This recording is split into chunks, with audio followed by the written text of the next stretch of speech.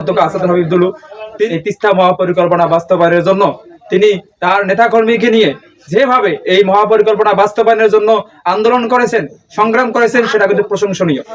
শুধু বিএনপি কেন এই তিস্তা মহাপরিকল্পনা বাস্তবায়নের জন্য আন্দোলন করবে? এটা তো গণমানুষের আন্দোলন। যেহেতু উত্তরবঙ্গে এই তিস্তা পরে প্রতিটি রাজনৈতিক দলের একটা হেভিওয়েট প্রার্থী রয়েছে এবং একটা সমর্থন রয়েছে, সেখানে বিএনপি সহ অন্যান্য রাজনৈতিক দলের কর্মী এবং নেতাদের উচিত যেভাবে বিএনপি কর্তৃক দুলুমন্ত্রীর আহ্বানে জনগণ এবং নেতাকর্মী আন্দোলনে নেমেছে তিস্তা মহাপরিকল্পনা বাস্তবায়নের জন্য, ঠিক একই কাজ অন্যান্য রাজনৈতিক দলের কর্মী এবং নেতারা যদি করে, আমার বিশ্বাস যদি সকল রাজনৈতিক দলের নেতাকর্মী এবং আপামর জনগণ আন্দোলনের জন্য যদি নামে, এটি অতি দ্রুত সরকার বাস্তবায়নের উদ্যোগ নেবে। আসসালামু আলাইকুম, আপনাদের সকলকে অভিনন্দন জানাচ্ছি। আজকে যে বিষয়টি নিয়ে কথা বলবো, সেই বিষয়টি হলো, আমি একজন কোনো ব্যক্তি বা কোনো দলের সমর্থনে আজকে কথা বলবো না।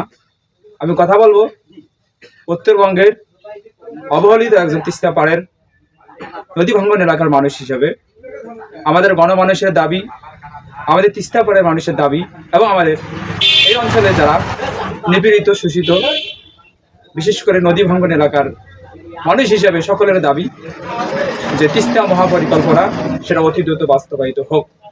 এবং আমরা এর পূর্বে থেকে আমরা যখন বুঝি, সেটা 10 থেকে 15 বছর বা আরো আগে থেকে আমরা শুনে আসতেছি, এই হবে, এই সরকার আসলে আমাদের তিস্তা মহাপরিকল্পনা বাস্তবায়িত করবে, এই সরকার আসলে করবে।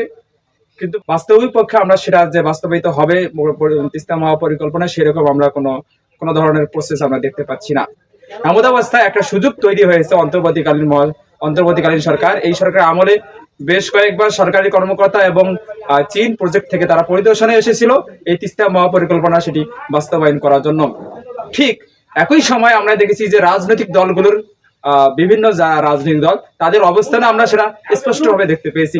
সেখানে আমাদের প্রশংসা করতে হয় যে উত্তরবঙ্গের বিশেষ করে লালমনিরহাটের যিনি অধ্যক্ষ আসাদ হাবিবুল, তিনি বিএনপির ব্যানারে এই তিস্তা মহাপরিকল্পনা বাস্তবায়ন করার জন্য যতটা উদ্যোগ নিয়েছে, আন্দোলন করেছেন, সংগ্রাম করেছেন, সেটা কিন্তু প্রশংসনীয়।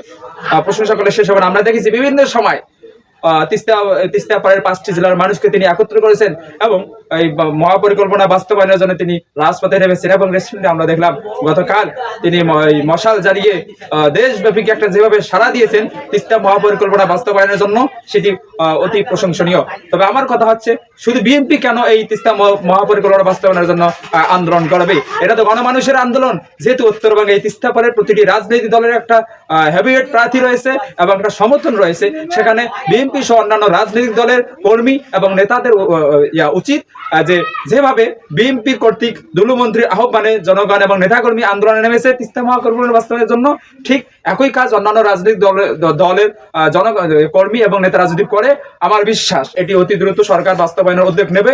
এবং চীন সরকার কর্তৃক যে মেগা প্রকল্প যে পরিদর্শনে এসেছে, তাদের একটা উভয়ের সমন্বয়ভাবে এই কাজটি অতি দ্রুত সম্ভব। এবং আমরা আশা রাখছি সেটি এই অন্তর্বর্তীকালীন সরকারের আমলেই শুরু হবে। আর এটি শুরু হলে আমাদের এই তিস্তা পাড়ের মানুষের লাঘব সেটা কিন্তু দূর হয়ে যাবে।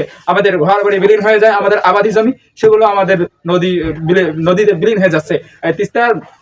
তিস্তাকে বাঁচাতে হবে। তিস্তার প্রধান হলো যেখানে পানি না থাকার কারণে কিন্তু তিস্তাটা অনেক ভয়ঙ্কর রূপ ধারণ করে। যেমন তিস্তা যখন মাঝখানে দেখা যায় আমাদের হাঁটুর সমান পানি থাকে, কিন্তু ওই পানির ঢেউটা ওখানে যখন সে ধারণ করতে পারে না, পানিটা চলে আসে সাইডে, এক কথা ঘর বাড়ির দিকে চলে আসার কারণে একটা ভাঙ্গন শুরু। আর এই ভাঙ্গনেই আমাদের ঘর বাড়ি, আবাদি জমি সবকিছু নদীতে বিলীন হয়ে যাচ্ছে। আমরা সর্বশান্ত হয়ে যাচ্ছি।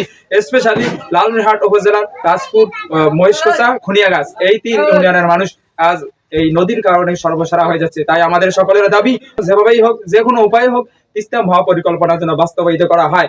এবং এই তিস্তা মহাপরিকল্পনা বাস্তবায়নের মধ্য দিয়েই খুনিয়াগাছ, মহেশখোসা, রাজপুর সহ এই অঞ্চলের সকল ইউনিয়নের সকল গ্রামের মানুষের দুঃখ লাঘব হবে, সকল মানুষ শান্তিতে বসবাস করতে পারবে এবং এই তিস্তা নদী নিয়ে যে মানুষের একটা আশা আকাঙ্ক্ষা সেটা পূরণ হবে।